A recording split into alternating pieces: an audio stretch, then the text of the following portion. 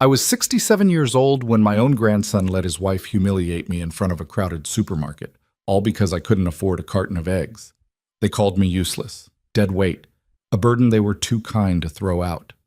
I stood there, shaking, ready to put everything back and disappear into the shame they'd wrapped around me for years. But then a voice I hadn't heard in 45 years cut through the noise. A man stepped forward, paid for my groceries, and looked at me like I still mattered. That's when everything I thought I knew about my life started to crack wide open. If you want to see how a woman who'd been invisible for decades finally learned to fight back, stay until the end. And please, drop a comment telling me what city you're watching from. I love knowing how far these stories travel. I never thought I'd become the kind of woman who apologizes for taking up space in her own life. But that's exactly what I'd turned into. My name is Evelyn Harper, and by the time I turned 67, I'd spent so many years making myself smaller, quieter, less inconvenient, that I barely recognized the woman staring back at me in the mirror anymore. She looked tired, worn down, like someone had taken an eraser to all the parts of her that used to shine and just kept rubbing until there was almost nothing left. I lived with my grandson Logan and his wife Vanessa in a house that never quite felt like home, even though I'd been there for nearly 6 years. They needed help with the kids, they said, just temporarily, just until they got back on their feet, just until Vanessa's career stabilized, just until Logan's promotion came through. 6 years of just until.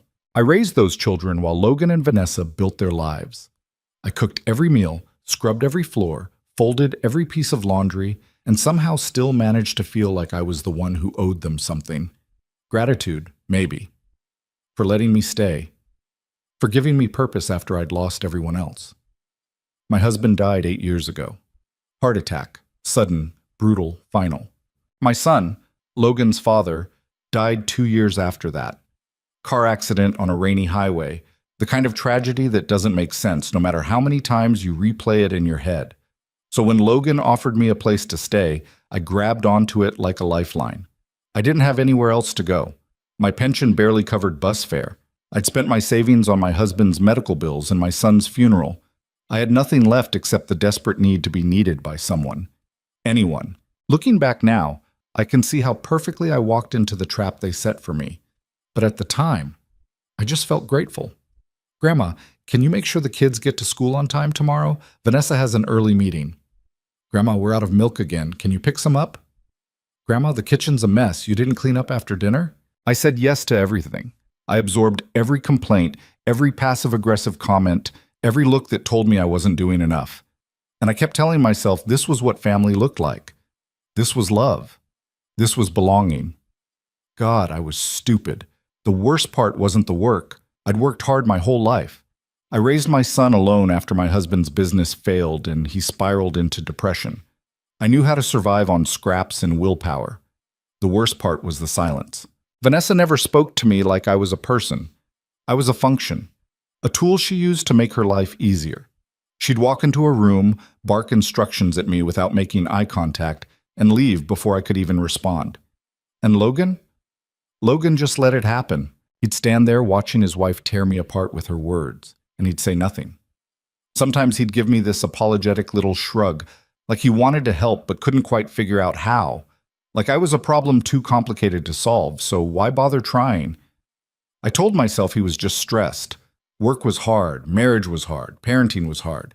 He didn't mean to let Vanessa treat me like garbage. He was just trying to keep the peace.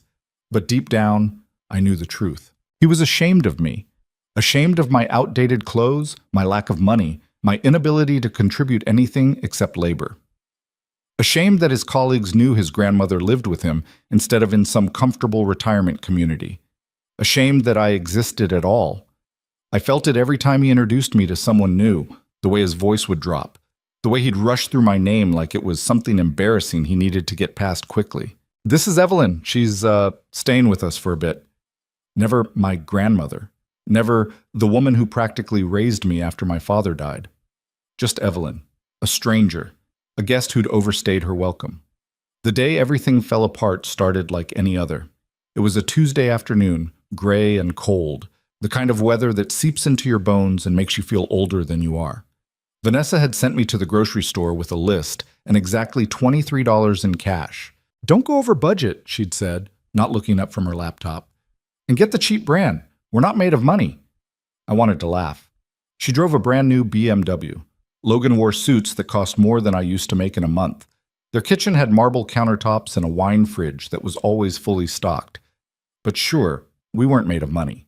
I took the list, the cash, and the fabric shopping bag she insisted I use because plastic bags were bad for the environment, and I walked the 4 blocks to the supermarket in the cold. My knees hurt. They always hurt these days. A dull ache that lived somewhere deep in the joint and flared up whenever the weather changed. But I didn't complain. Complaining made me more of a burden than I already was. The store was crowded. Mid-afternoon rush, people grabbing ingredients for dinner, students buying snacks, retirees moving slowly through the aisles with their carts.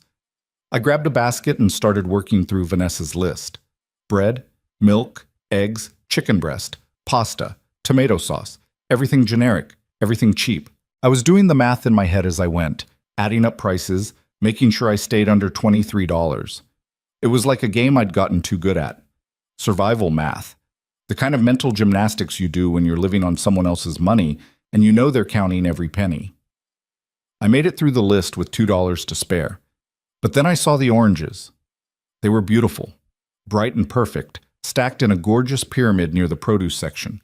And they were on sale. I stood there for a long moment, just staring at them. When was the last time I'd eaten an orange? When was the last time I'd bought myself something just because I wanted it? I picked up 3. Small ones.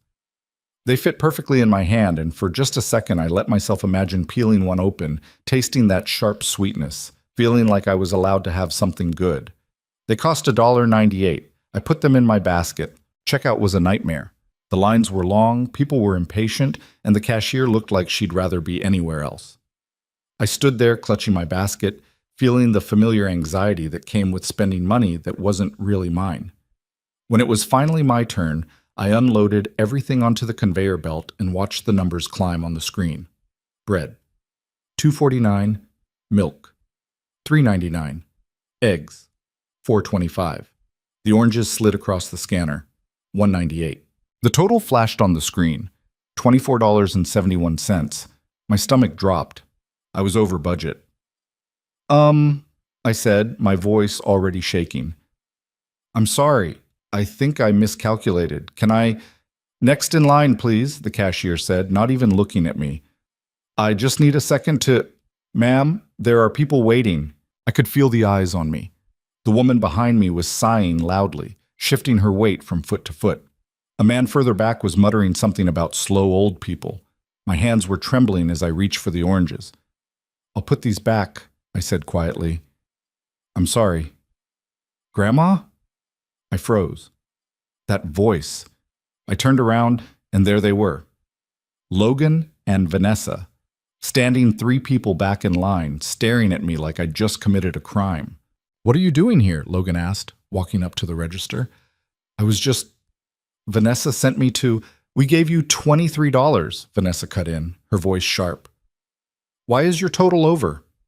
The entire line had gone quiet. Everyone was watching now. I accidentally picked up some oranges, I said, my voice barely a whisper. I was going to put them back. Vanessa looked at the oranges like they were evidence of something shameful. You thought you could just buy whatever you wanted with our money? No, I didn't. I wasn't thinking. Clearly. She turned to Logan. This is exactly what I'm talking about. She doesn't respect boundaries. She doesn't listen. Logan wouldn't meet my eyes. Vanessa, it's just oranges, he said quietly, but there was no strength in his voice, no defense. It's not about the oranges, Logan. It's about the principle. She turned back to me, and her expression was so cold it felt like a slap. You live in our house, rent-free. You eat our food. You don't pay for anything, and you still can't follow simple instructions? I couldn't breathe. The woman behind me was staring. The cashier was staring. The teenage bagger was staring. Everyone was staring, and I was shrinking. I'm sorry, I whispered.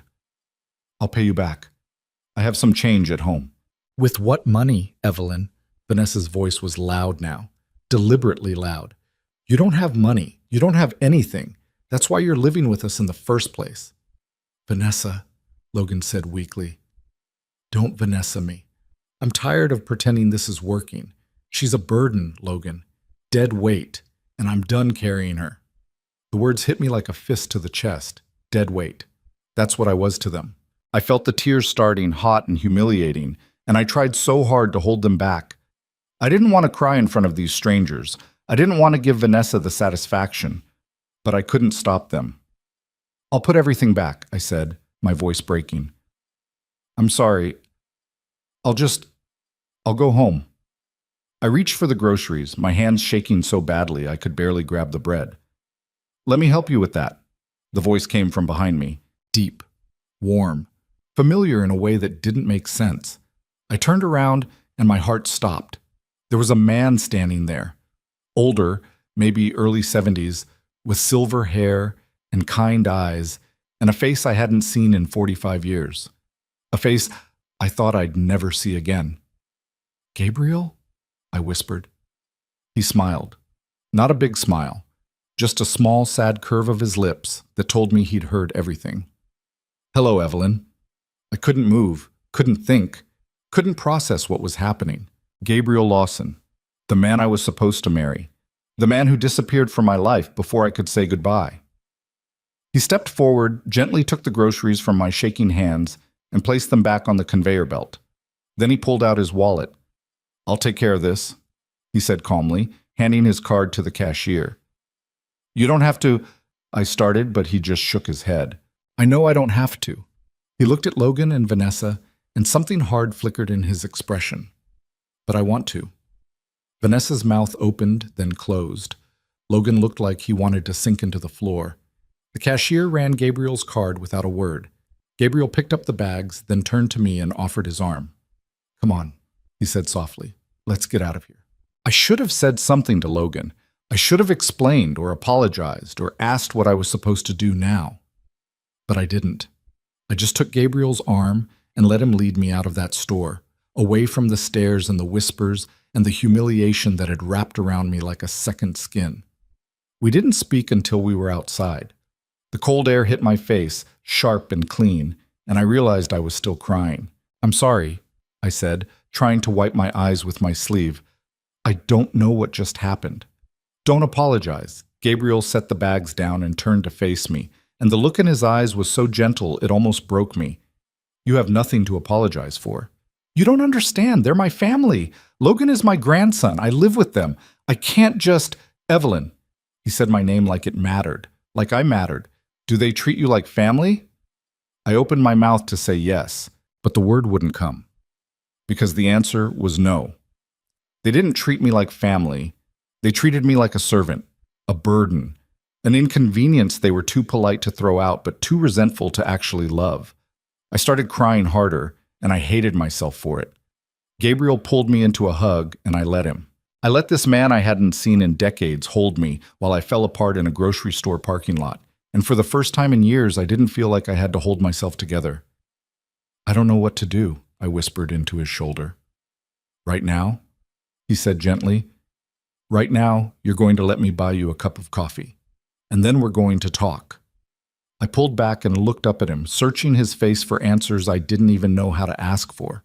Why are you here? I finally said. After all this time, why are you here? He smiled again, that same sad, gentle smile. I never left, Evelyn. Not really. And just like that, the story I'd been telling myself for 45 years started to unravel. Yet, we ended up at a small cafe 2 blocks away. The kind of place with mismatched chairs and warm lighting and the smell of fresh coffee that makes you feel like maybe the world isn't completely terrible. Gabriel ordered 2 coffees and a slice of apple pie for us to share, and we sat down at a table by the window. I couldn't stop staring at him. He'd aged, of course. Everyone does. But he'd aged well. There were lines around his eyes and silver in his hair, but he still had that same presence, that same quiet strength that used to make me feel safe. I don't understand, I said finally. How are you here? How did you find me? I didn't find you. He wrapped his hands around his coffee cup. I've been living in this city for the past 15 years. I own the grocery chain where we just were. I was doing a site visit when I saw you in line. My brain stuttered over that information. You own the grocery chain? 4 locations across the state. He said it casually, like it wasn't a big deal. It's a long story. Gabriel, the last time I saw you, you were working construction and saving up for... I stopped, the memory catching in my throat. For our wedding, he finished quietly. I know. The silence between us was heavy with everything we weren't saying. What happened? I whispered. You just disappeared. One day you were there, and the next you were gone. No note, no explanation. I waited for you, and you never came back. Pain flashed across his face. Evelyn, I came back. I froze. What? I came back for you. His voice was rough now, like the words hurt to say. 2 weeks after I left for that job in Denver, I saved up enough money for a ring, and I drove straight back to marry you. But when I got to your house, your mother told me you'd moved on. She said you'd met someone else, that you were getting married, and you never wanted to see me again. I couldn't breathe. That's not true. I know that now.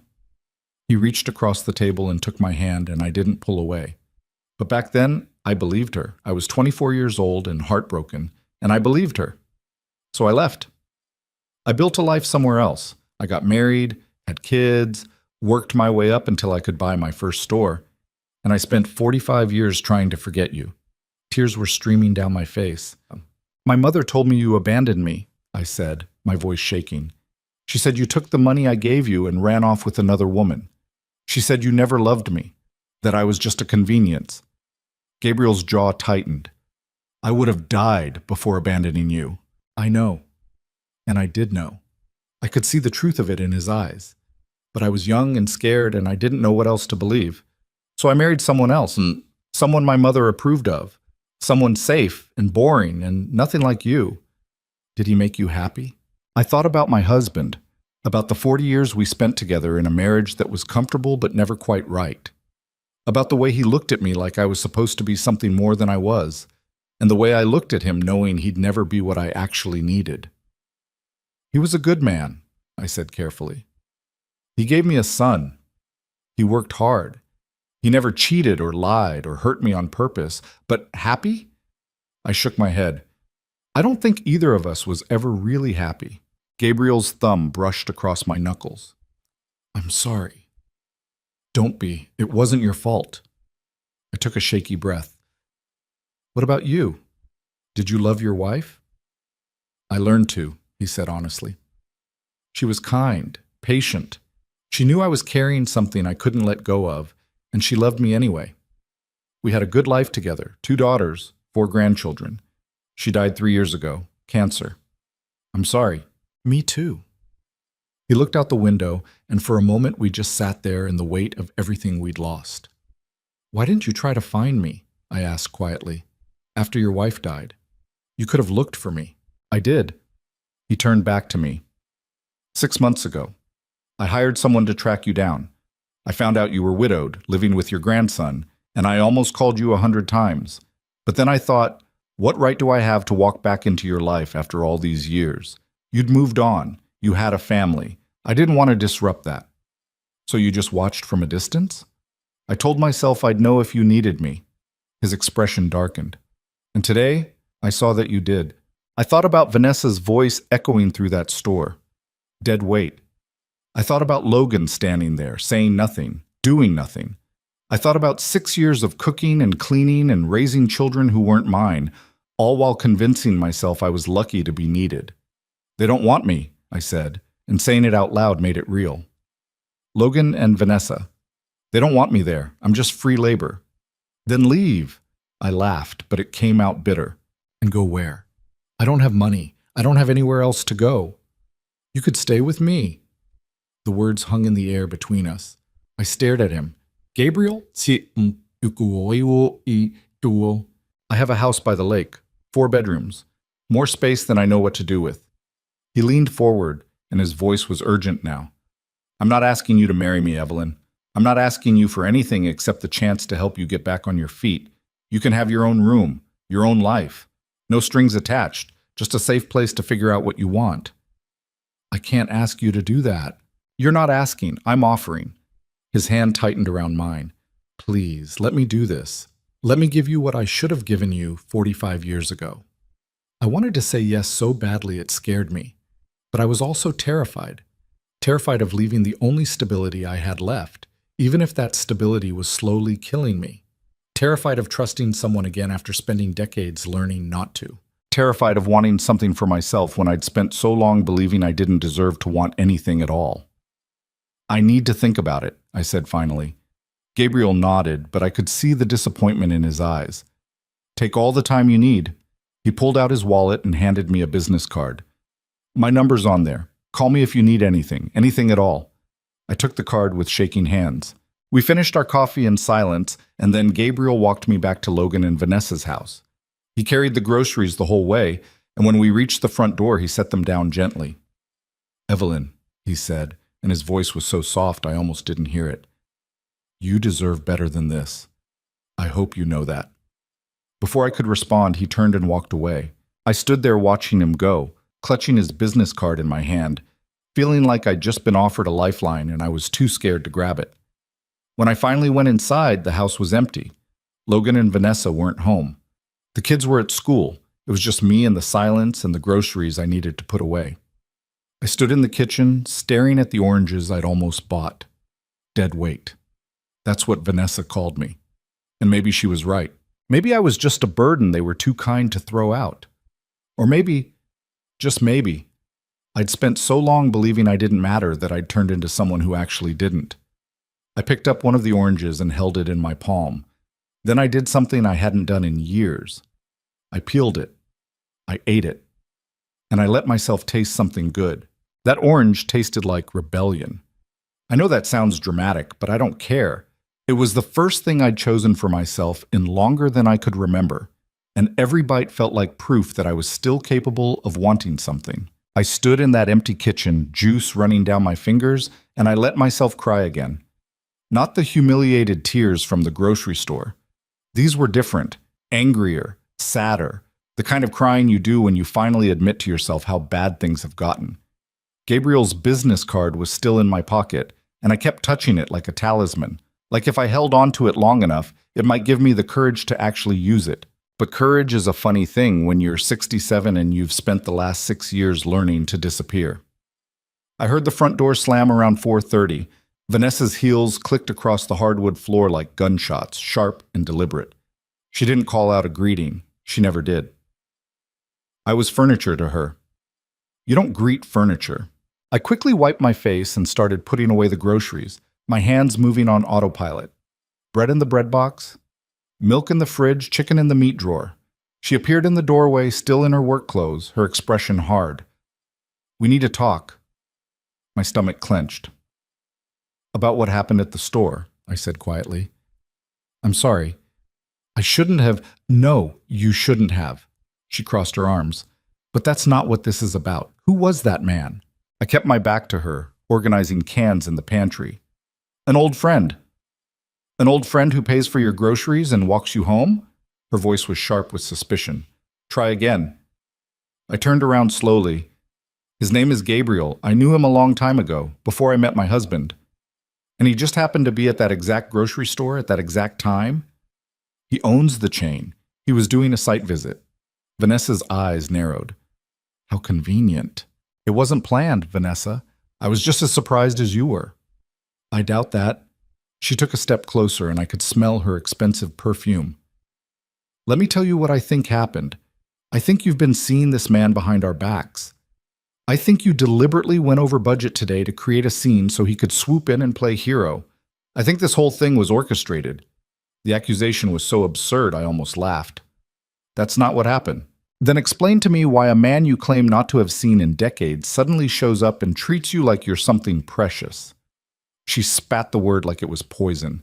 "You're not precious, Evelyn. You're a broke old woman living off our charity. And if you think this mystery man is going to save you from that reality, you're delusional." Something inside me cracked. Not broke. Fractured. The kind of break that's been forming for years and finally reaches its tipping point. "I never asked for your charity," I said, and my voice didn't shake the way it usually did.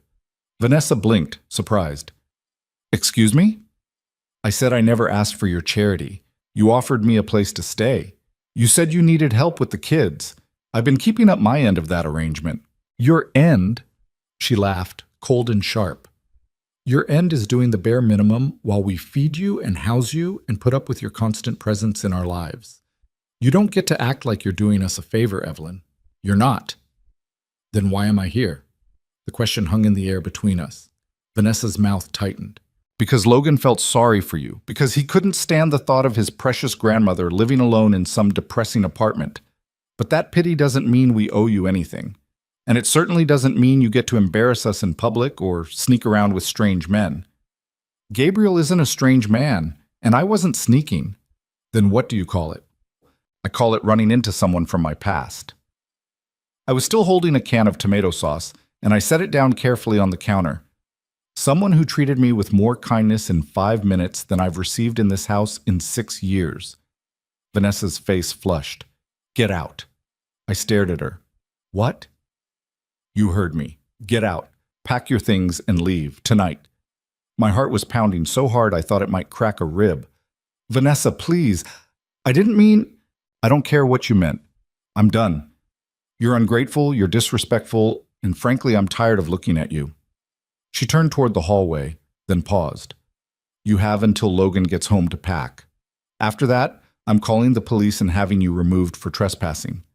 She walked away, her heels clicking like a countdown. I stood there in the kitchen, shaking, trying to process what had just happened. She was kicking me out. Actually kicking me out. Where was I supposed to go? What was I supposed to do? I looked down at my hands and realized they were trembling so badly I couldn't hold them still. Gabriel's card was still in my pocket. I pulled it out with numb fingers and stared at the numbers printed there. This was insane. I barely knew him anymore. 45 years had passed. He was practically a stranger, but he'd also looked at me like I mattered. He'd held me while I cried. He'd offered me a place to stay with no strings attached. And right now, he was the only option I had. I pulled out my phone, an ancient flip phone Logan had given me 3 years ago when my old one finally died, and dialed the number with shaking hands. It rang twice. Hello? Gabriel's voice, warm and familiar, and I almost started crying again just hearing it. It's Evelyn, I whispered. Evelyn. I could hear the concern in his tone. Are you okay? No. The word came out broken. Vanessa just kicked me out. I have until Logan gets home to pack my things, and I don't know where to go, and I'm sorry for calling, but you said if I needed anything. Stop. His voice was firm but gentle. Don't apologize. Give me the address. I'll be there in 20 minutes. Gabriel, you don't have to... Evelyn. He said my name like an anchor. Give me the address. So I did. Then I hung up and stood there in the kitchen for a long moment, trying to convince myself this was really happening. Vanessa's voice drifted from upstairs. I can hear you standing there, Evelyn. Start packing. I moved like a ghost through the house, gathering my things. It didn't take long. I didn't own much. Some clothes, a few photographs, my husband's watch, my son's baseball cap from high school.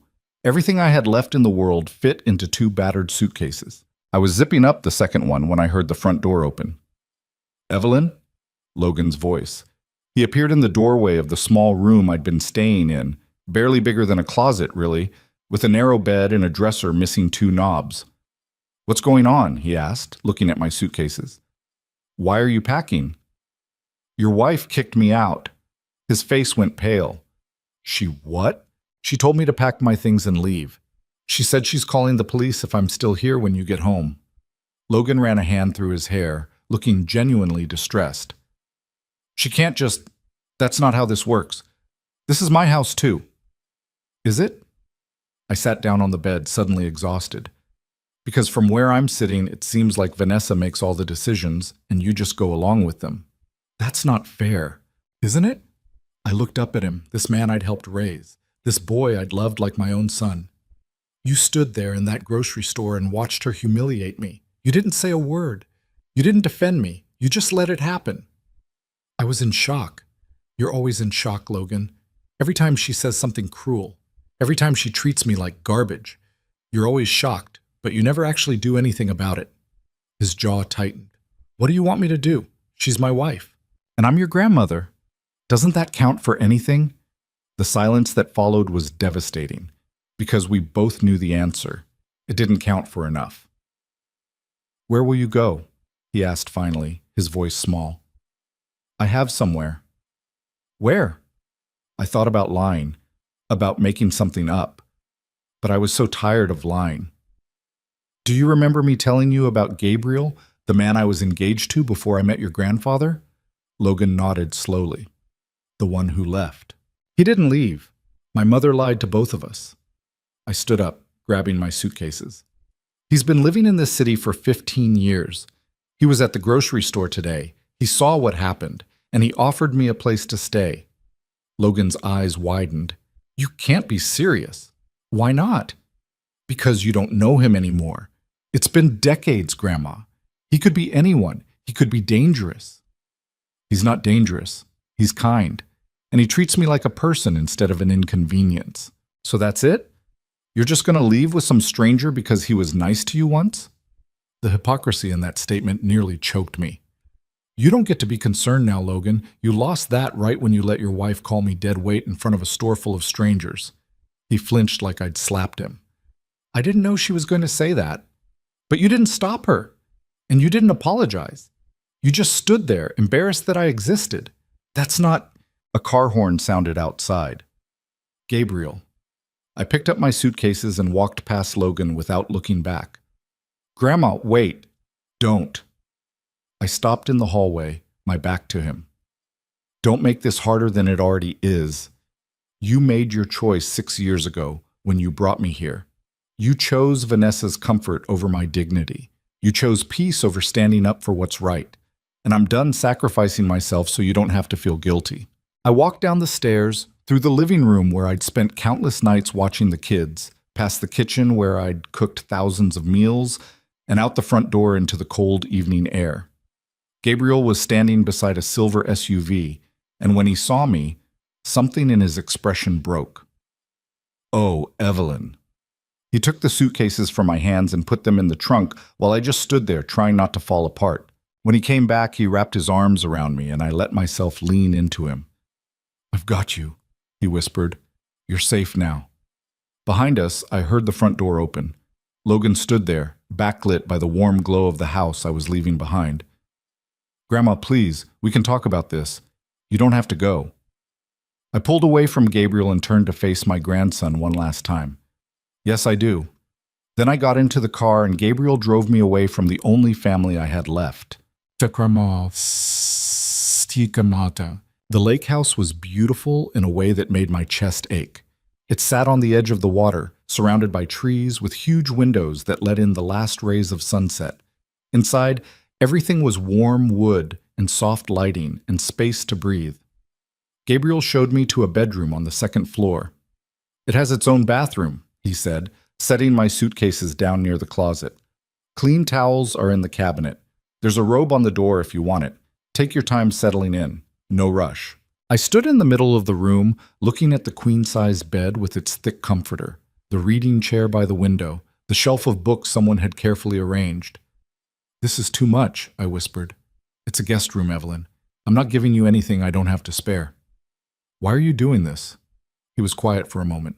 Because 45 years ago, I failed you.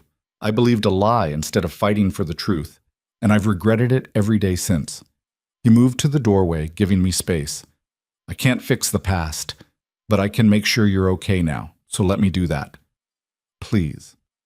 Then he left, closing the door softly behind him. I sat down on the bed and finally let myself cry without holding back. I cried for the life I'd just walked away from, for the grandson who couldn't stand up for me, for the years I'd wasted making myself small enough to fit into spaces that were never meant for me, and I cried for the girl I used to be, the one who loved Gabriel Lawson with her whole heart and thought they'd grow old together. Eventually, the tears stopped. I unpacked my suitcases slowly, putting my few clothes in the dresser, setting my photographs on the nightstand. When I was done, I stood there looking at how little space my entire life took up. 2 suitcases. That's all I had to show for 67 years. There was a knock on the door. Come in, I called. Gabriel appeared holding a tray with a bowl of soup, fresh bread, and a cup of tea. You haven't eaten, he said simply, and I thought you might not feel like coming downstairs yet. He set the tray on the desk, and the smell of the soup made my stomach growl. Thank you. It's just canned soup, nothing fancy. It's perfect. He turned to leave, but I stopped him. Gabriel, wait. He paused. Will you stay while I eat? I don't want to be alone right now. Something soft crossed his face. Of course. He sat in the reading chair while I ate at the desk, and we didn't talk. We just existed together in comfortable silence, and it felt like the most natural thing in the world. When I finished, he took the tray. Get some rest, he said gently. Tomorrow's going to be a long day. What happens tomorrow? Tomorrow we figure out your next move, but tonight, you just rest. He left again and I changed into my nightgown, a thin, worn thing I'd owned for a decade, and climbed into the softest bed I'd felt in years. I thought I'd lie awake all night, anxious and worried about what I'd done. But instead, I fell asleep almost immediately, and for the first time in longer than I could remember, I didn't have nightmares. Bajats. I woke up to sunlight streaming through the windows and the smell of coffee drifting up from downstairs. For a moment, I forgot where I was. Then it all came rushing back, Vanessa kicking me out, Logan standing in the doorway, useless and apologetic, Gabriel driving me here. I sat up slowly, my body aching from years of sleeping on that terrible mattress in Logan's house, and realized something strange. I felt lighter. Not happy, exactly, but lighter. Like someone had removed a weight I'd been carrying so long I'd forgotten it was there. I got dressed in my nicest outfit, a floral blouse and gray slacks that were probably 10 years out of style, and went downstairs. Gabriel was in the kitchen, making scrambled eggs. Good morning, he said, smiling when he saw me. How'd you sleep? Better than I have in years. Good. He plated the eggs and set them on the table. Sit, eat, then we'll talk.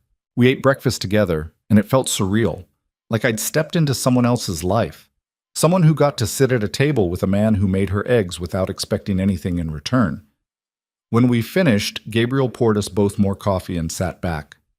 Okay, he said. Let's talk about what you want. What I want? Yes. For your life, what do you want, Evelyn? I stared at him. Nobody had asked me that in years. I don't know, I admitted. Then let's start smaller. Do you want to go back to Logan's house? No. The answer came immediately, surprising us both. Good. Do you want to stay here?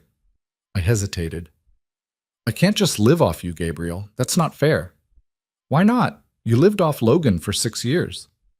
That was different. He's family. And I'm what? A stranger? He leaned forward. Evelyn, I know we've been apart for a long time, but I never stopped caring about you, and right now you need help. Let me help you, not because you owe me anything, but because I want to. For how long? As long as you need. I took a shaky breath. What if I never leave? What if I just become another burden you're stuck with? You could never be a burden to me. The certainty in his voice almost broke me. You don't know that. You don't know what I've become. I'm not the girl you remember. No, you're not. He reached across the table and took my hand. You're stronger. You survived losing your husband and your son. You survived 6 years of being treated like you don't matter. You're still here, still fighting. That's not weakness, Evelyn. That's strength. I wanted to believe him, but 67 years of being told I wasn't enough had left scars. I need to think about this, I said quietly. Take all the time you need. My phone rang. I pulled it out of my pocket and saw Logan's name on the screen. My hand shook as I answered. Hello? Grandma? His voice was strained. We need to talk. Can you come back to the house? Why? Because Vanessa wants to apologize. She feels terrible about what happened. She overreacted, and she knows that. We both want you to come home. Something cold settled in my chest. Put her on the phone. What? If she wants to apologize, she can do it herself. Put her on the phone.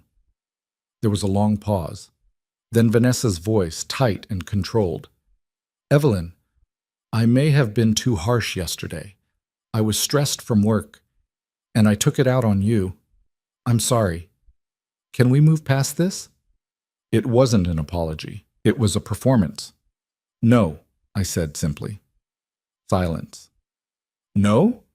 Vanessa's voice sharpened. What do you mean, no? I mean, I'm not coming back. I'm staying here. With that man? Are you insane? Maybe. But I'd rather be insane and treated with respect than sane and treated like garbage. How dare you? I hung up. Then I turned off the phone completely. Gabriel was watching me with something that looked like pride. Feel good? He asked. Terrifying, I admitted. But yes, it felt good. He grinned. Good. Now finish your coffee. We have errands to run. What kind of errands? The kind where we get you a real phone, some clothes that actually fit, and maybe a haircut if you want one. You're starting a new life, Evelyn. Let's make sure you look the part. And just like that, something inside me shifted. Maybe I could do this. Maybe I could actually start over. Maybe, after 67 years of living for everyone else, I could finally figure out who I was supposed to be. The shopping mall felt like a foreign country. I hadn't been inside one in years.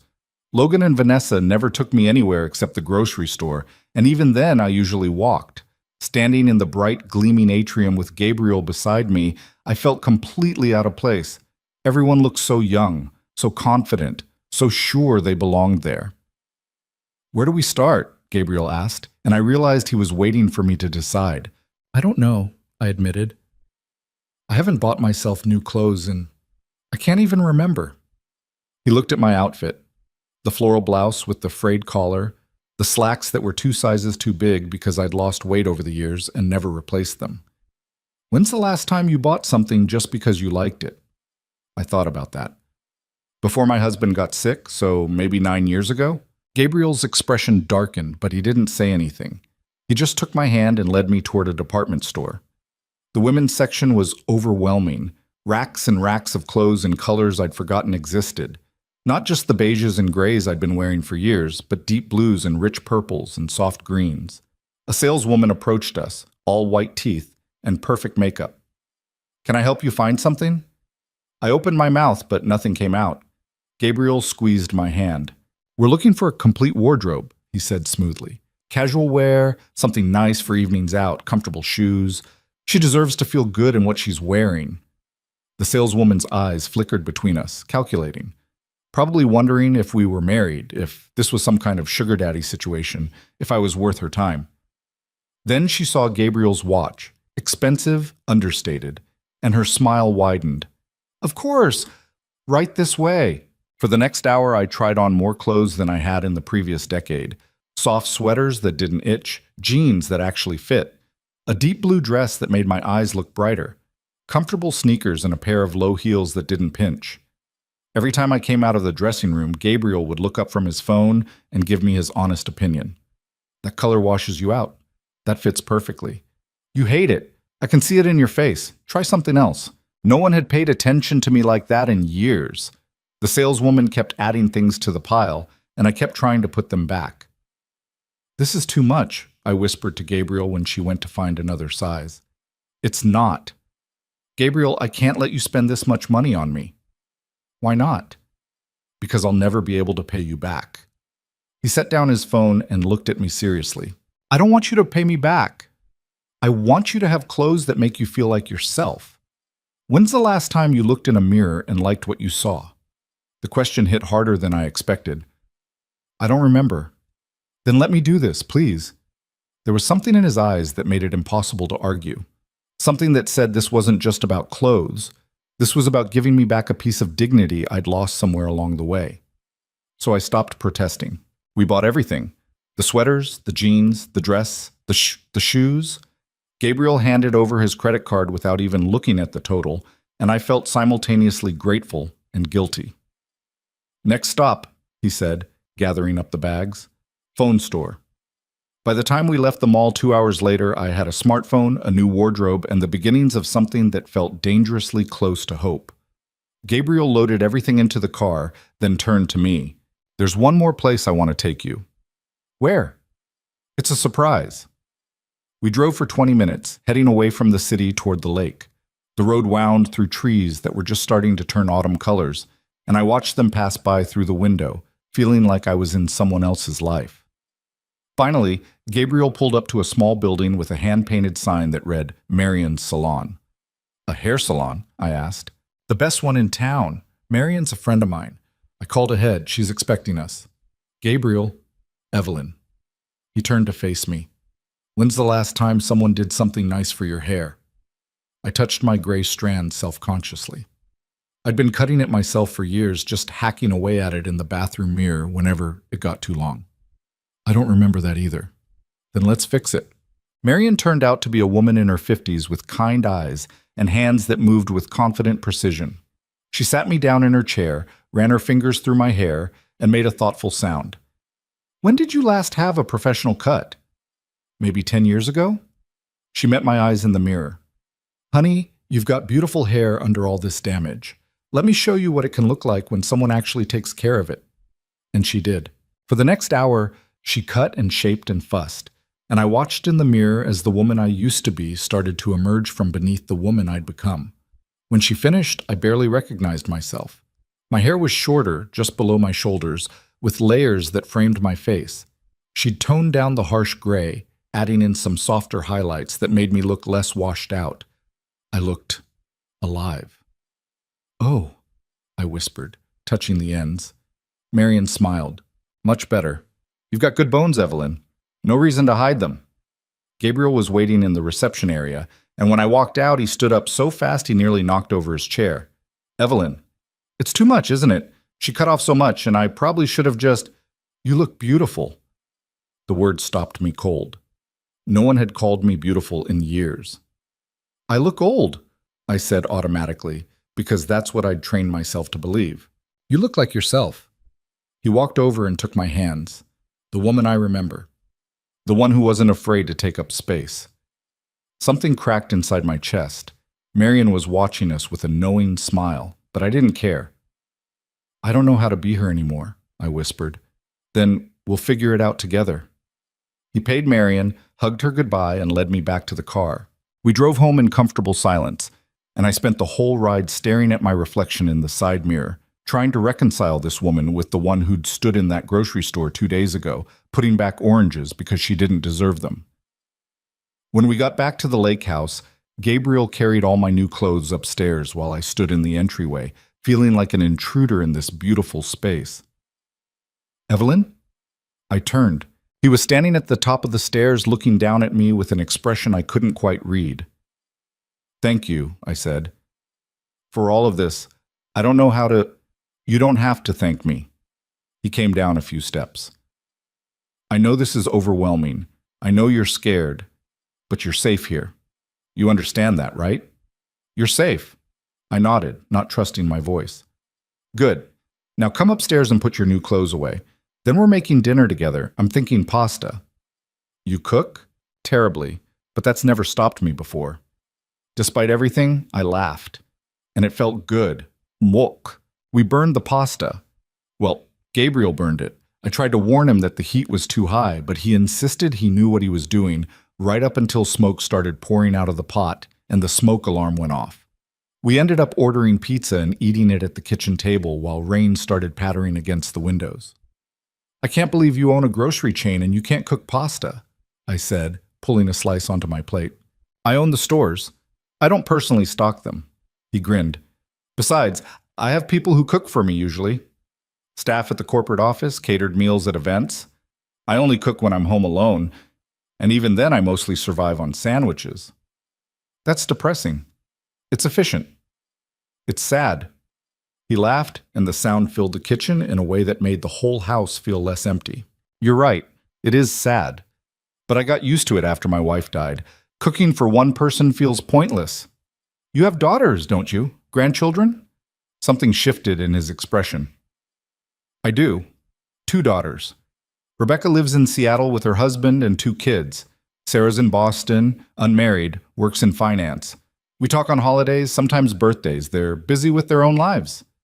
Do they visit? Not often. He picked at his pizza.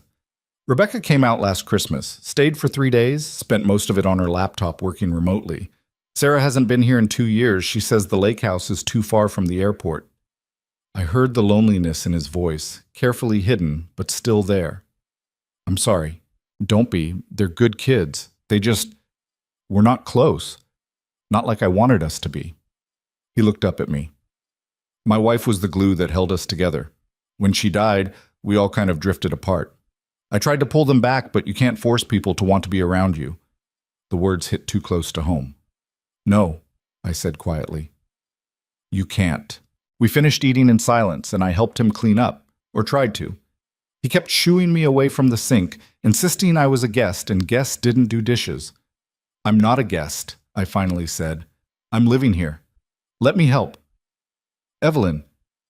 Gabriel, please. I need to feel useful.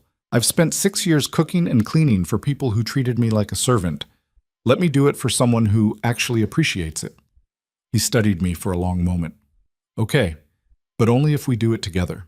So we washed dishes side by side, and it felt absurdly domestic, comfortable in a way I hadn't experienced in decades. When we finished, Gabriel made tea and we sat in the living room, watching the rain through the big windows. Can I ask you something? I said. Anything. Why didn't you ever remarry after your wife died? He was quiet for a moment. Because I was still in love with someone else. My heart stopped. Gabriel, I loved my wife. I want to be clear about that. She was good to me, and I cared about her deeply. But she knew. From the very beginning, she knew there was a part of me I couldn't give her. He turned to look at me. She asked me once, about a year before she died, if I ever thought about the woman I loved before her. And I was honest. I told her I thought about you every day. Tears stung my eyes. What did she say? She said she knew. She'd always known. And she said she didn't blame me for it because you can't control who you love. But she made me promise that if you ever came back into my life, I'd take the chance I didn't take before. I set down my tea before I dropped it. She sounds like an incredible person. She was. His voice was thick. And I think she'd be happy that you're here. She always said everyone deserves a second chance at happiness, even fools like me who let it slip away the first time. You didn't let it slip away. We were lied to, both of us. I know, but I should have fought harder. I should have come back and demanded the truth instead of just accepting what your mother told me and running away like a coward. You were 24, old enough to know better. I reached over and took his hand. We were both young and stupid and hurt, and we can't change that. But we're here now. That has to count for something. He turned his hand over, lacing his fingers through mine. It counts for everything. We sat like that for a long time, watching the rain, and I let myself imagine what life might look like if I actually stayed, if I let myself believe this could be real. My phone, the new one Gabriel bought me, buzzed in my pocket. I pulled it out and saw 15 missed calls from Logan's number and a string of text messages. Grandma, please call me back. Vanessa's sorry. Really sorry. Come home. The kids are asking about you. You can't just abandon us like this. We need you. That last one made my hands shake. We need you. Not we miss you or we love you. We need you. Because I was useful. Because I made their lives easier. Because without me, they actually had to parent their own children and cook their own meals and do their own laundry. Gabriel saw my expression change. Logan? He says they need me. Do you need them? The question was simple and devastating. Did I need them? Did I need to wake up every morning feeling like a burden? Did I need to spend my days cooking and cleaning and raising children while being treated like I was invisible? Did I need to apologize for existing in a house where I'd sacrificed everything? No, I whispered. I don't think I do. Then don't go back. But the kids will be fine. They have 2 parents. Let those parents actually raise them. Logan won't know how about. Then he'll learn. Evelyn, you can't set yourself on fire to keep other people warm, especially when those people don't even appreciate the warmth. I knew he was right, but knowing something and actually doing it are 2 very different things. I typed out a response with shaking fingers. I'm not coming back. I'm sorry. But I need to take care of myself now. Then I turned off the phone completely before I could see Logan's response. Gabriel pulled me into a hug, and I let myself cry again. But this time, the tears felt different, less like grief, and more like release. You did the right thing, he murmured into my hair. Then why does it feel so awful? Because you're a good person, and good people feel guilty even when they shouldn't. We stayed like that until the tears stopped, and then Gabriel made me more tea and put on an old movie. something black and white that I half watched while my mind spun in circles. I fell asleep on the couch, and when I woke up hours later, Gabriel had covered me with a blanket and left a note on the coffee table. Didn't want to wake you. Sleep well, you're safe here. I picked up the note and held it like a promise. Then I went upstairs to my room, changed into the new pajamas Gabriel had insisted on buying, and crawled into that soft bed. Tomorrow, I'd have to figure out what my life looked like now. But tonight, I let myself rest. The next few days passed in a strange kind of limbo.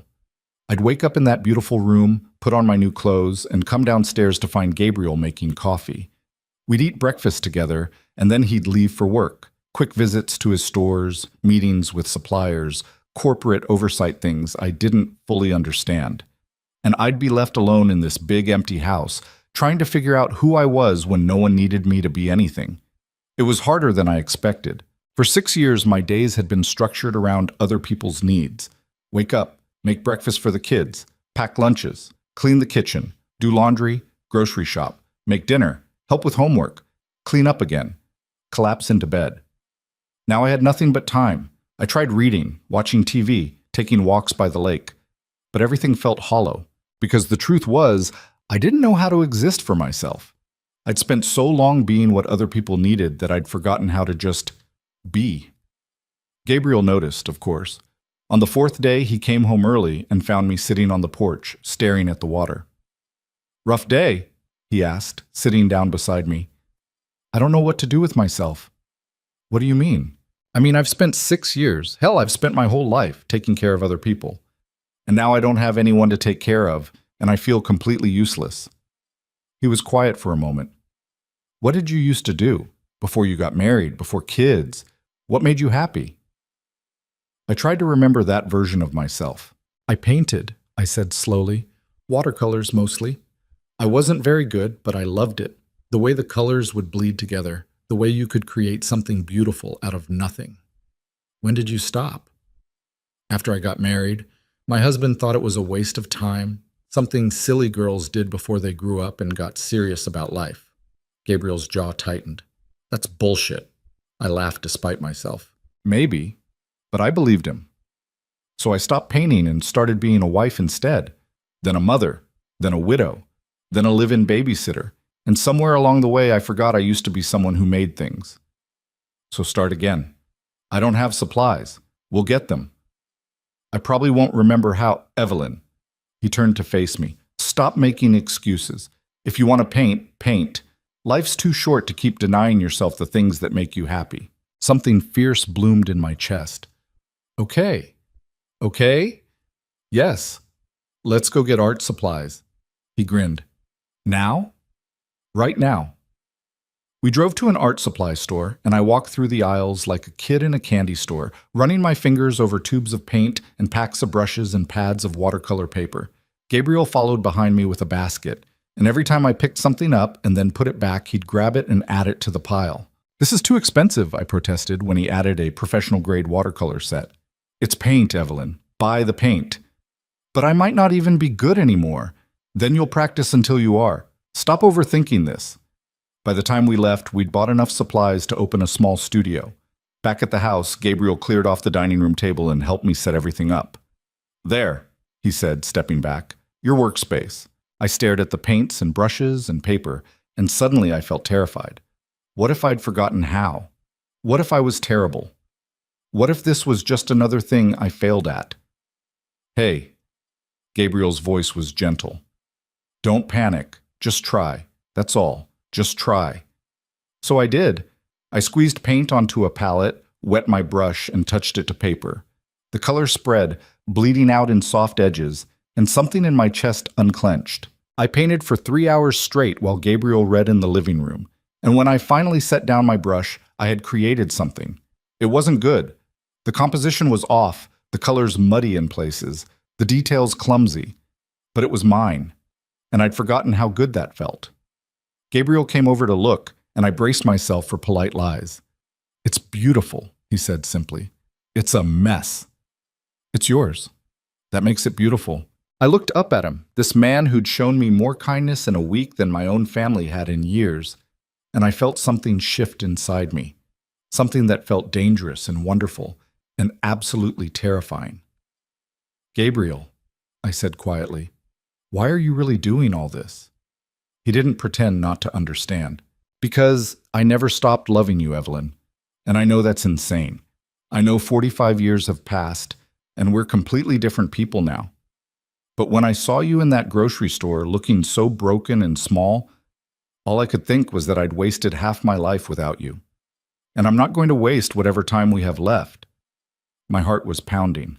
"I don't know if I can give you what you want. I don't know if I even know how to love someone anymore. I've been surviving for so long. Then let me teach you how to live again." He reached into his pocket and pulled out a small box, a ring box. My breath caught. "I'm not proposing," he said quickly. "Not yet. Not until you're ready. But I want you to see something." He opened the box, and inside was the most beautiful ring I'd ever seen. Simple, elegant, with a small diamond set in silver. "I bought this 45 years ago," he said quietly, "the day before I came back for you. I carried it for years, even after I got married. My wife knew about it. She told me to keep it, said that someday I might get the chance to give it to the woman it was meant for." Tears were streaming down my face. "Gabriel, I'm not asking you to marry me right now. I'm just asking you to think about it, to consider the possibility that maybe we both deserve a second chance at happiness, at love, at life." I looked at the ring, then at him, and I felt something I hadn't felt in years. Hope. Real, terrifying, beautiful hope. "I'll think about it," I whispered, and I meant it. I kept the ring box on my nightstand.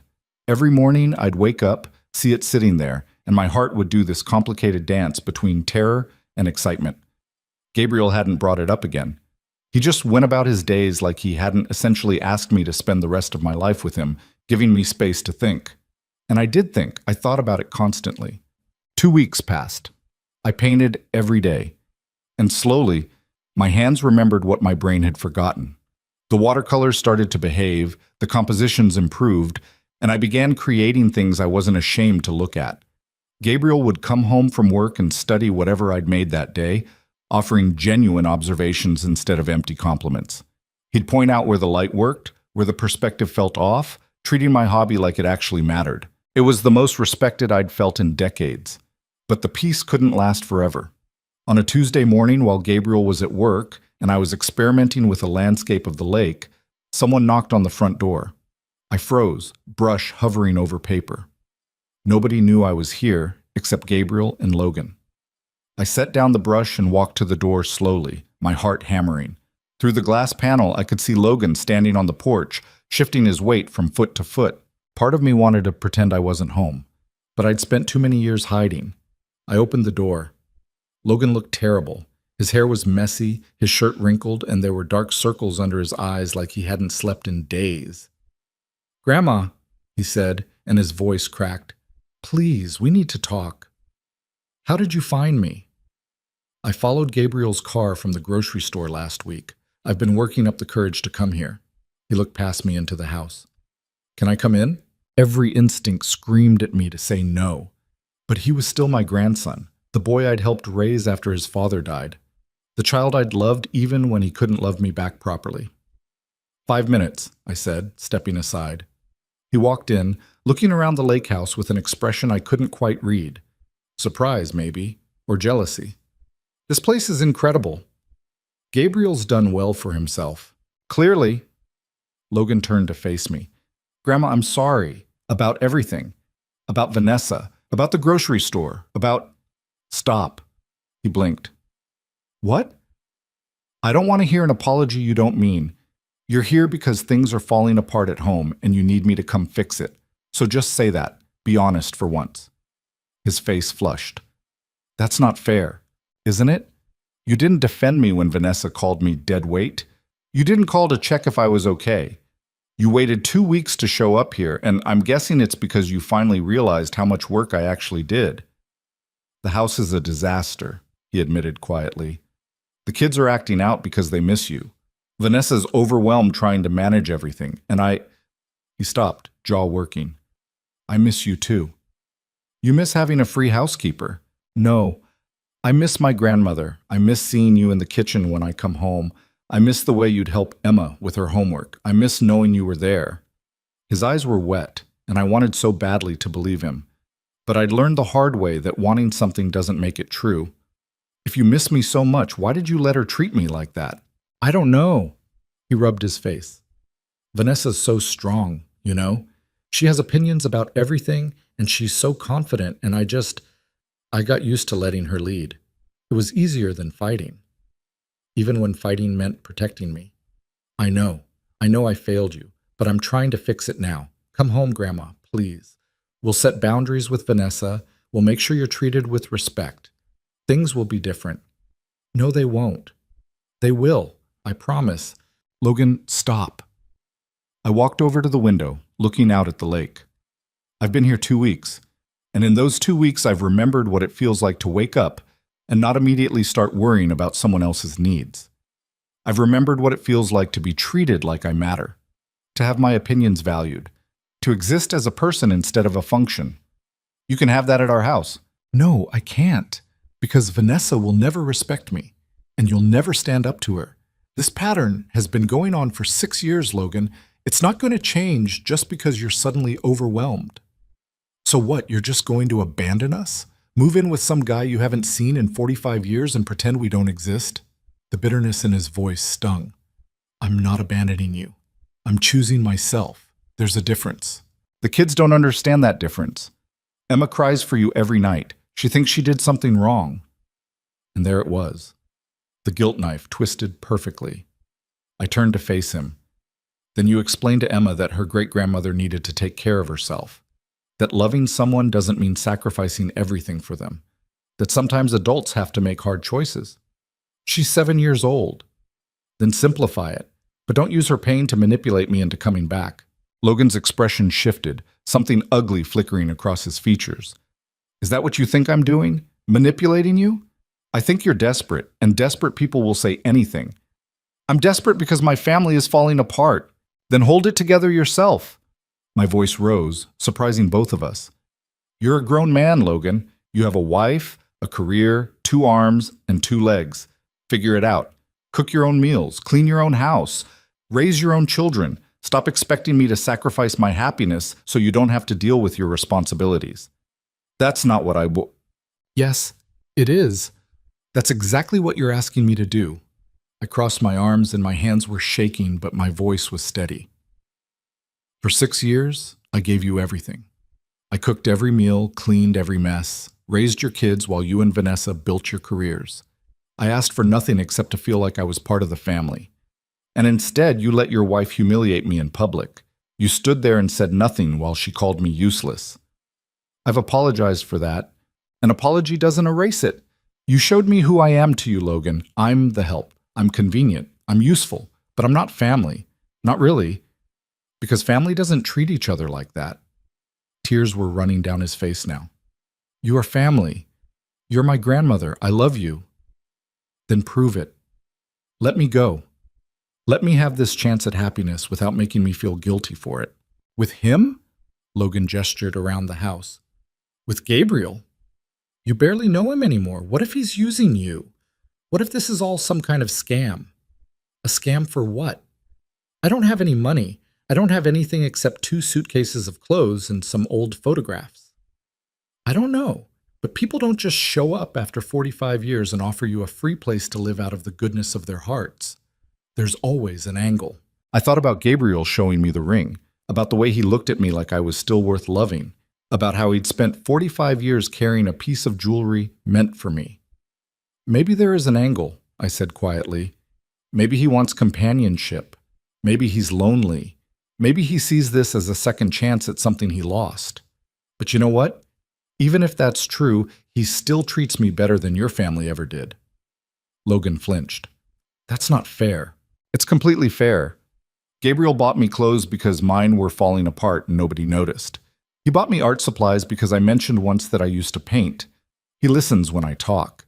He asks about my day. He makes me feel like my presence is a gift instead of a burden. So yeah, maybe he has an angle. But at least his angle involves treating me like a human being. I treated you like a human being.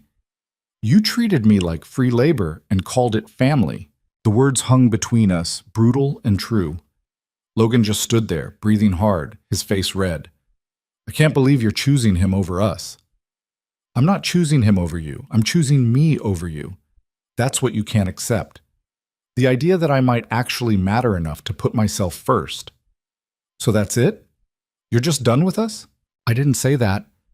You're still my grandson. Emma and Jake are still my great-grandchildren. But I'm not coming back to live with you. I'm not going back to being invisible in my own life. If you want a relationship with me, it's going to be on equal terms. You visit me here. We have dinners together. We build something new.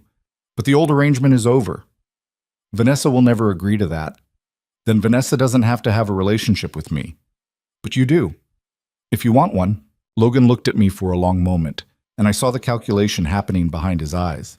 He was weighing his options. His wife's anger versus his grandmother's absence. His comfort versus doing the right thing.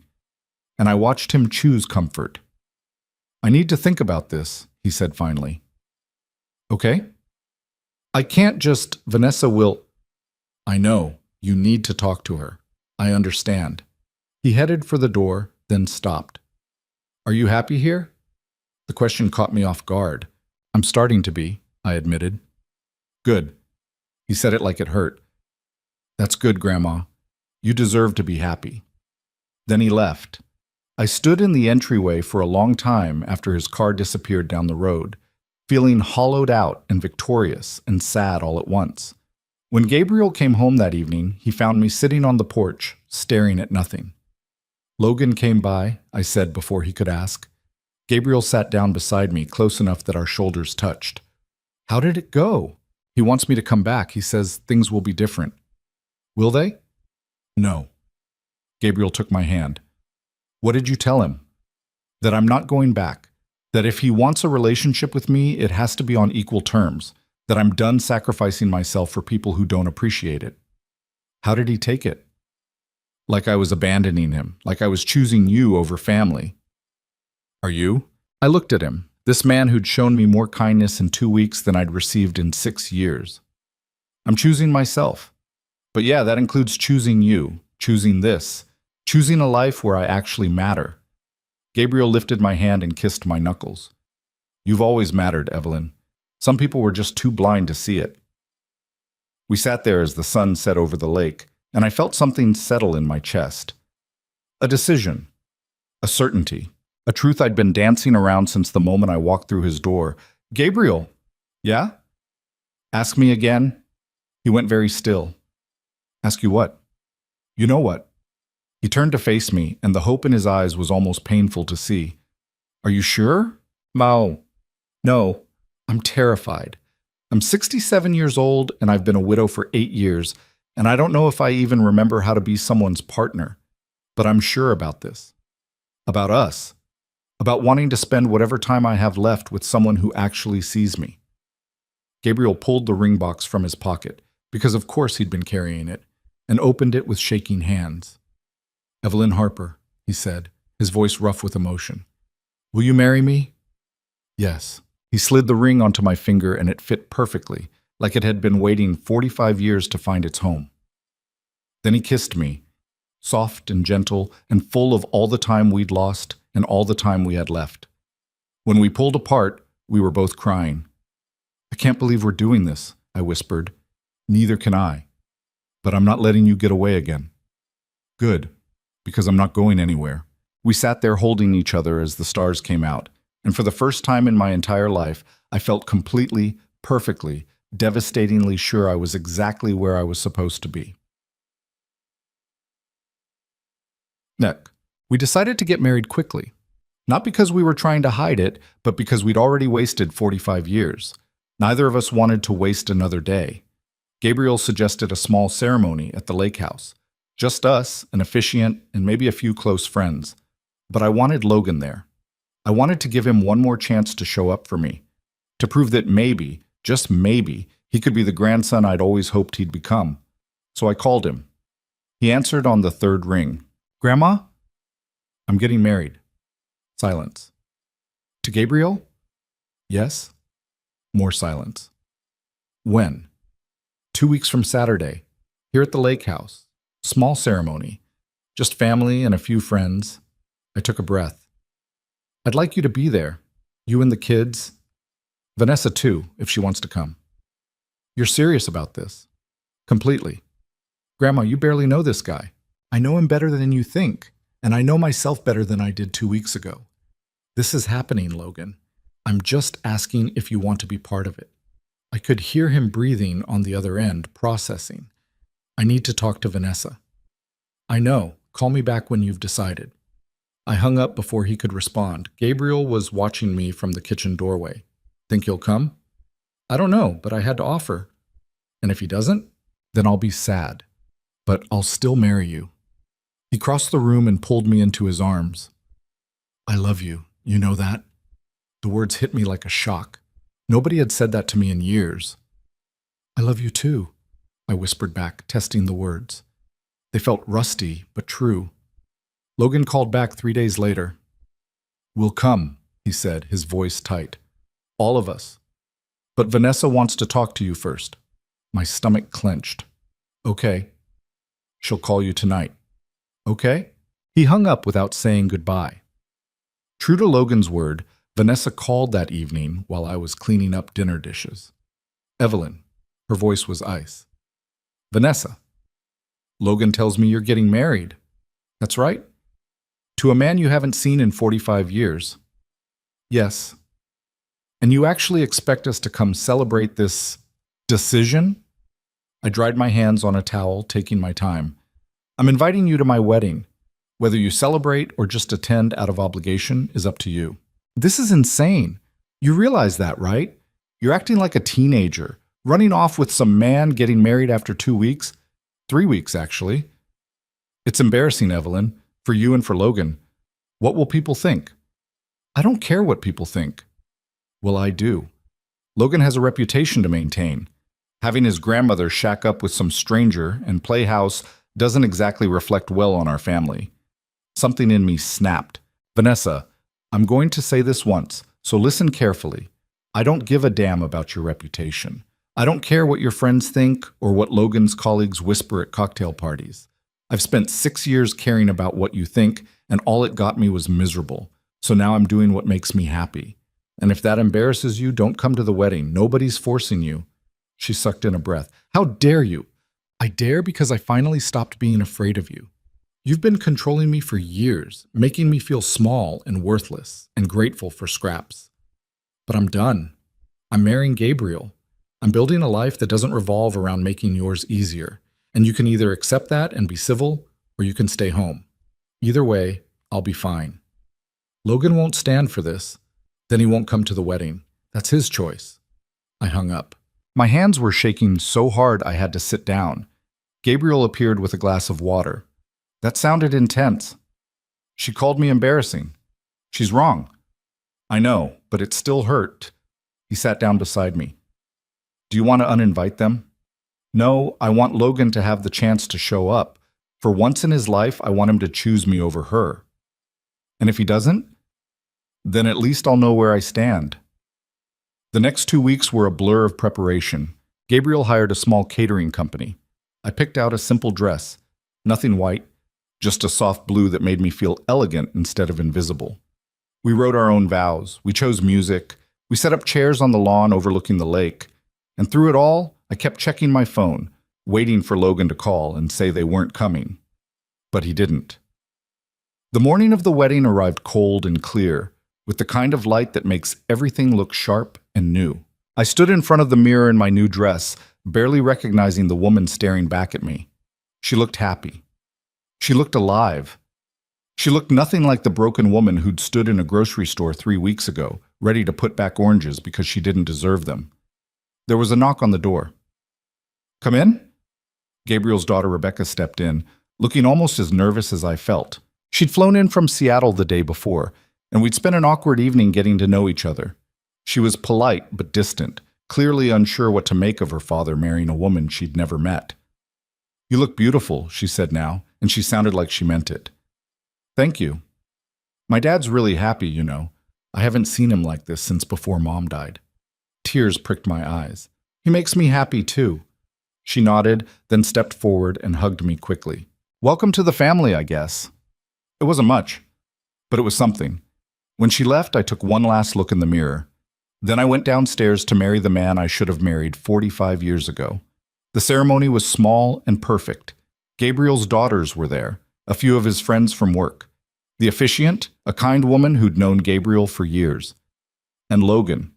He stood in the back with Emma and Jake, looking uncomfortable in his suit. Vanessa wasn't there. Part of me felt relieved. Part of me felt sad that Logan had to choose between us and picked me this time. But mostly I just felt grateful he'd shown up at all. The ceremony itself was short. Gabriel and I stood in front of everyone, holding hands, and I watched him tear up as I said my vows. I thought I knew what love was, I said, my voice shaking. I thought it was sacrifice and service, and making yourself small enough to fit into someone else's life.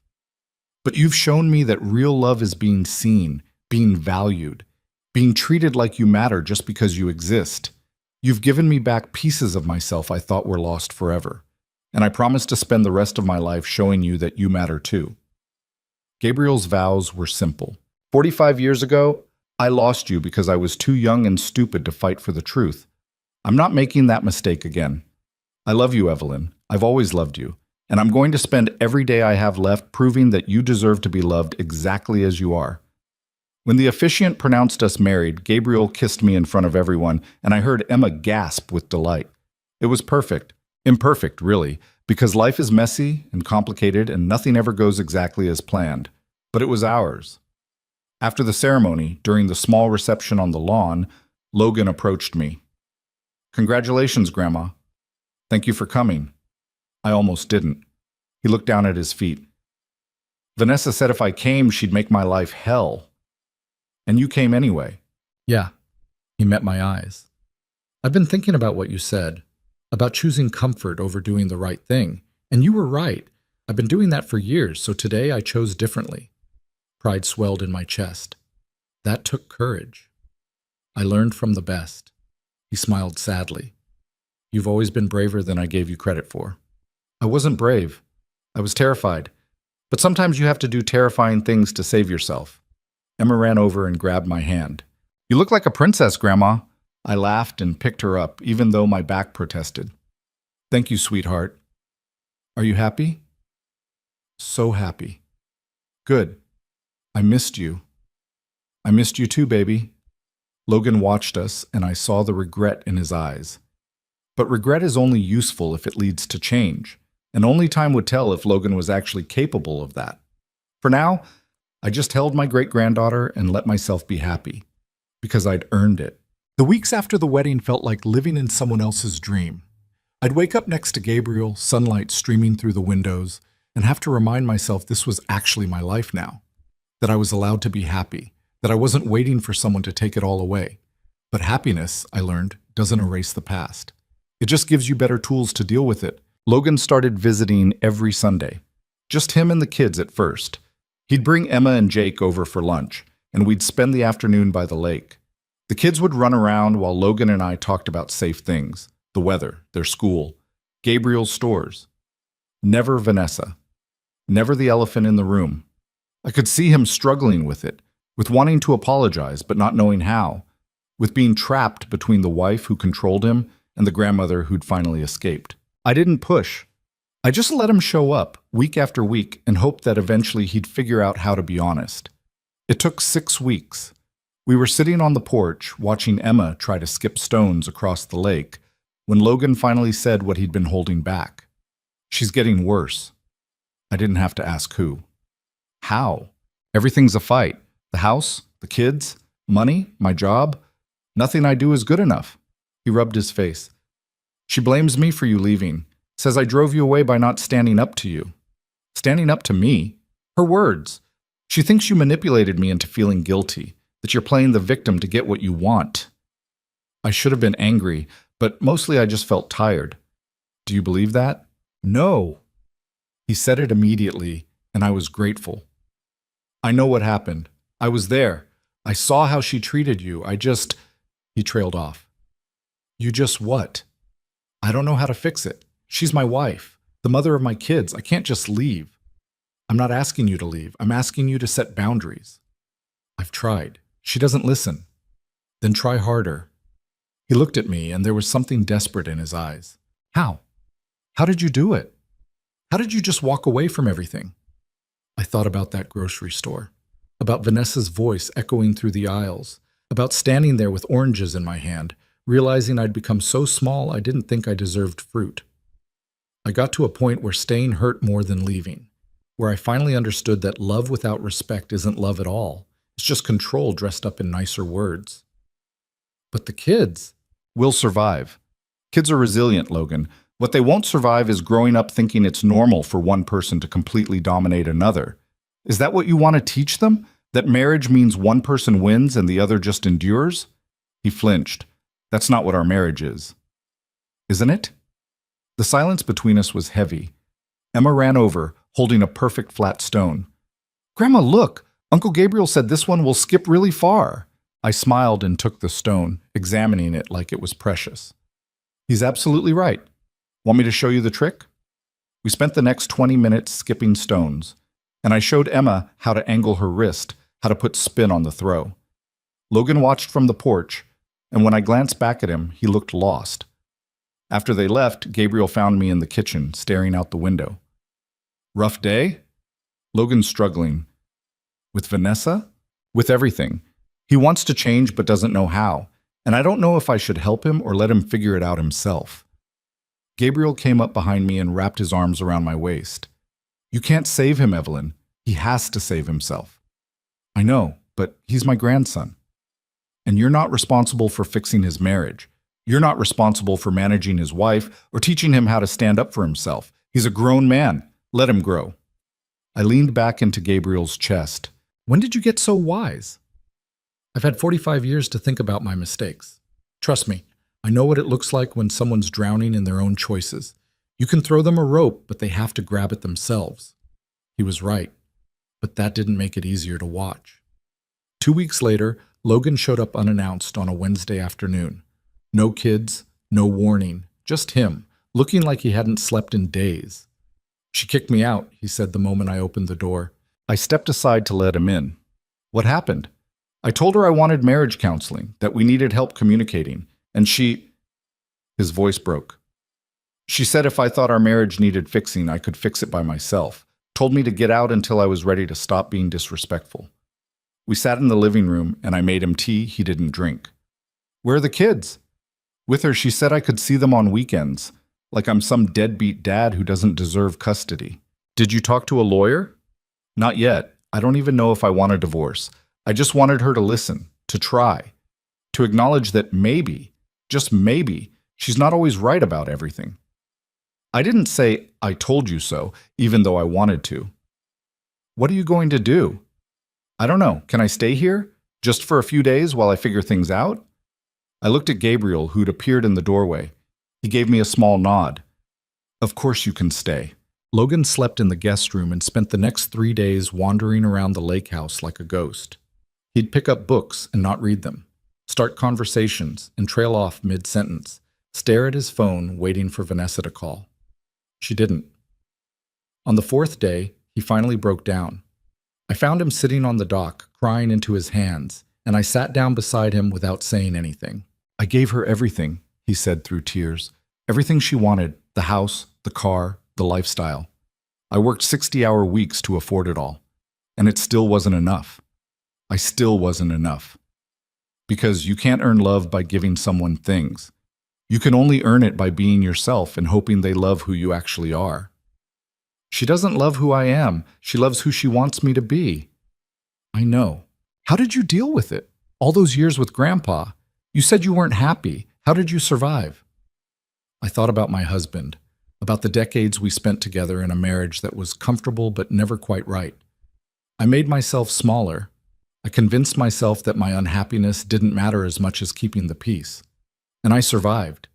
But surviving isn't the same as living, Logan. I know that now. So what do I do? You decide what you can live with. If you can live with Vanessa never changing, never compromising, never seeing you as an equal partner, then you go back and accept that. But if you can't, then you do the hard thing. You leave, you build a new life. You show your kids what it looks like when someone chooses their own dignity. He was quiet for a long time. I'm scared. I know. I was terrified when I left, but I did it anyway. And look where I am now. He looked back at the house where Gabriel was visible through the kitchen window, making dinner. You really love him? I really do. And he treats you well? Better than I ever thought I deserved to be treated. Logan wiped his eyes. I want that. I want someone to look at me the way he looks at you, like I'm someone worth caring about. Then go find it. But you won't find it with Vanessa, not unless she's willing to change. And from what you've told me, she's not. He nodded slowly. I'm going to call a lawyer tomorrow. Good. The kids are going to hate me. No, they won't. They might be confused and angry and sad, but eventually they'll understand. And even if they don't, you still have to do what's right for you. You can't sacrifice yourself on the altar of someone else's expectations, not even your children's. It was the hardest truth I'd learned, that loving someone doesn't mean destroying yourself for them. That sometimes the most loving thing you can do is set a boundary and hold it, even when everyone around you screams that you're selfish. Logan stayed for another week while he met with lawyers and started the divorce process. Vanessa fought him on everything: custody, assets, even the furniture. She wanted to punish him for leaving, and she had the money and the viciousness to make it hurt. But Logan held firm. I watched him transform over those weeks. Watched him go from the broken man who showed up on my doorstep to someone who could finally stand up straight. He started sleeping better, eating better, laughing at Gabriel's terrible jokes. He started becoming the man I'd always hoped he could be. When he finally moved into his own apartment, small and modest and nothing like the house he'd shared with Vanessa, he invited me over for dinner. It was takeout Chinese food eaten on folding chairs, and it was one of the best meals I'd had in years. Thank you, he said as we were cleaning up, for not giving up on me, for showing me what it looks like to choose yourself. I didn't do anything except live my own life. That's exactly what I needed to see. He hugged me, tight and long, and I felt something heal between us that I didn't even know was broken. 3 months after Logan's divorce was finalized, I got a letter. Not a text or an email, an actual handwritten letter delivered by mail. The return address was Emma's school. I opened it with shaking hands. Dear Great-Grandma Evelyn, I miss you. Daddy says you're happy now, and that's good, but I still miss you. Can I come visit you at your new house? Mom says no, but Daddy says maybe if you say yes. I want to see where you live and meet Uncle Gabriel and maybe skip more stones. Love, Emma. P.S. Jake misses you too, but he's too little to write letters. I read it 3 times, tears streaming down my face. Gabriel found me sitting at the kitchen table, holding the letter like it was made of glass. What is it? Emma wants to visit. So let her visit. Vanessa will fight it. Let her fight. Emma's old enough to decide who she wants to spend time with. And Logan has custody on weekends. Vanessa doesn't get to control this anymore. He was right. I called Logan that afternoon. Bring them this Saturday, both kids. We'll have lunch by the lake. Are you sure? Vanessa's going to lose her mind when she finds out. I don't care what Vanessa thinks. Emma asked to visit. I want to see my great-grandchildren. There was a pause. Okay, we'll be there at noon. That Saturday, I cooked an actual meal for the first time in months. Nothing fancy, just spaghetti and meatballs and garlic bread. The kind of comfort food I used to make when Logan was young. When they arrived, Emma ran straight into my arms. Grandma, your house is so pretty. Jake, who was only 4, hid behind Logan's legs until I bribed him out with cookies. We spent the afternoon doing nothing important and everything that mattered. Skipping stones, playing in the yard, eating too much dessert. Gabriel taught them how to fish off the dock, and even though they didn't catch anything, they laughed so hard I thought they'd fall in. When it was time to leave, Emma hugged me tight. Can we come back next week? Anytime you want, sweetheart. Logan lingered by the car, watching me with an expression I couldn't quite read. What? I asked. I was just thinking about how different you look. Not just your hair or your clothes, everything. You look like yourself again. I feel like myself again. I'm glad. And I'm sorry it took me so long to see what was happening, to stand up for you, to be the grandson you deserved. You're standing up now. That's what matters. He nodded, then got in the car with the kids. I watched them drive away, and Gabriel came up behind me, wrapping his arms around my waist. You okay? Better than okay. Good, because I have a surprise for you. What kind of surprise?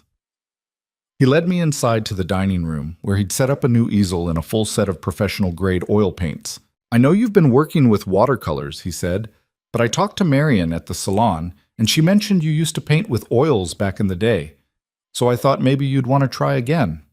I stared at the setup, completely overwhelmed. Gabriel, this is too much. Stop saying that. Nothing is too much. You're my wife. I love you. Let me spoil you a little. I turned and kissed him, deep and grateful and full of all the things I didn't have words for. Thank you. Paint me something beautiful. I'll paint you something true. That's better than beautiful. And I did. Over the next few months, I painted more than I had in my entire life. I painted the lake at sunrise, the trees in autumn, Gabriel reading in his chair, Emma and Jake playing in the yard. I painted my life as it was now, messy and imperfect and absolutely mine. One afternoon, while I was working on a particularly complicated piece, my phone rang. Unknown number. I almost didn't answer, but something made me pick up. Hello? Evelyn? The voice was hesitant, young, female. This is she. It's Sarah, Gabriel's daughter, from Boston. I set down my brush. Sarah, hi, is everything okay? Yeah, everything's fine. She paused. I wanted to apologize for being cold when you married Dad, for not being more welcoming. Rebecca told me I was being unfair, and she was right. You don't have to apologize. This is a strange situation. I understand. Maybe. But you make Dad happy. He talks about you all the time, about your painting, about how you've brought life back into that house. And I realized I was being selfish, holding on to my grief about Mom instead of being grateful that Dad found someone who makes him feel alive again. My throat tightened. Your mother was an incredible woman. I'm not trying to replace her. I know. And that's why I'm calling, to say thank you for loving my dad, for giving him a second chance at happiness, and to ask if maybe I could come visit sometime, get to know you properly. I'd like that. Good, because I'm flying in next weekend. Dad doesn't know. I wanted to surprise him. I smiled. He'll be thrilled. When Sarah visited, she brought her dry sense of humor and her mother's kindness, and by the end of the weekend, I understood why Gabriel loved his daughters, even when they kept him at arm's length. She left with a promise to visit more often, and I watched Gabriel wave goodbye to her with tears in his eyes. Thank you, he said after her car disappeared. For what? For making my family whole again. For showing them it's okay to move forward, to find new happiness without forgetting the old. I didn't do that. You did, by being yourself. He pulled me close. We did it together. And we had. 6 months after our wedding, Logan showed up with news. He'd started dating someone, a woman named Claire who worked at his office and actually listened when he talked, who treated him like a partner instead of a project. It's early, he said, embarrassed and excited at the same time. But I wanted you to meet her. Claire came over for dinner the next week, and I liked her immediately. She asked questions and laughed at Gabriel's jokes, and treated Logan with casual affection that made my heart ache for all the years he'd spent with someone who couldn't. After they left, Gabriel raised his wine glass. To second chances. To second chances, I echoed. We clinked glasses, and I looked around at the life I'd built. The paintings on the walls, the comfortable furniture, the view of the lake that never got old. I thought about the woman I used to be, the one who stood in a grocery store shaking and humiliated, ready to put back oranges because she'd been taught she didn't deserve them. That woman was gone. In her place was someone who'd learned that love without respect was just another kind of prison. That family didn't mean accepting abuse, that growing old didn't mean growing invisible. I'd learned that it's never too late to choose yourself, to set boundaries, to walk away from people who treat you like you don't matter, and toward people who see your worth. I'd learned that happiness isn't selfish, that taking up space isn't a crime, that asking for what you deserve isn't greed, it's survival. And most importantly, I'd learned that the life you think you're stuck with isn't always the life you have to live. Sometimes, all it takes is one person treating you with kindness to remember you were never actually invisible. You just needed someone to look. Gabriel reached across the table and took my hand. What are you thinking about? Oranges. He laughed. Oranges? The ones I tried to buy that day. The ones I thought I didn't deserve. Do you deserve them now? I smiled. I deserve everything now. And I meant it. A year after our wedding, on a Sunday afternoon when Logan brought the kids over and Gabriel made his terrible pasta and we all laughed around the dinner table, I realized something profound. This was it. This was the life I'd been waiting for. Not perfect. Not without complications or difficult moments, or days when the old guilt tried to creep back in. But mine. Completely, utterly, beautifully mine. Emma tugged on my sleeve. Grandma, will you teach me to paint? I looked at her bright eyes and eager smile, and I saw a girl who didn't yet know how to make herself small, who didn't yet understand that the world would try to convince her she was too much or not enough. And I thought about all the things I could teach her, about boundaries and self-worth and refusing to apologize for taking up space. I'd love to teach you to paint, I said, because that's what we do when we survive, when we escape, when we finally choose ourselves. We teach the next generation that they deserve better than we accepted. We show them what it looks like to be loved properly. We give them the tools we wish someone had given us. And we do it without apology, without shame, without making ourselves smaller to make others comfortable. I looked around the table at my strange, blended, imperfect family. At Gabriel, who'd loved me across 45 years. At Logan, who was finally learning to stand up straight. At Emma and Jake, who'd never know the version of me that accepted crumbs and called it love. This was my second chance, and I wasn't going to waste a single moment of it. Later that night, after everyone had gone home and Gabriel and I were cleaning up the kitchen, he asked me a question I'd been waiting for. Do you have any regrets? I thought about it, really thought about the years I'd wasted, the dignity I'd surrendered, the woman I'd let myself become. No, I said finally, because all of it led me here, to you, to this life, and to finally understanding my own worth, and I wouldn't trade that for anything. He kissed my forehead. Good answer. We finished the dishes together, and as we walked upstairs to bed, I caught my reflection in the hallway mirror. The woman looking back at me was 68 years old. Her hair was silver and her face was lined, and she'd never be young again. But she was free, and she was happy, and she was enough, more than enough. And that, I'd learned, was everything.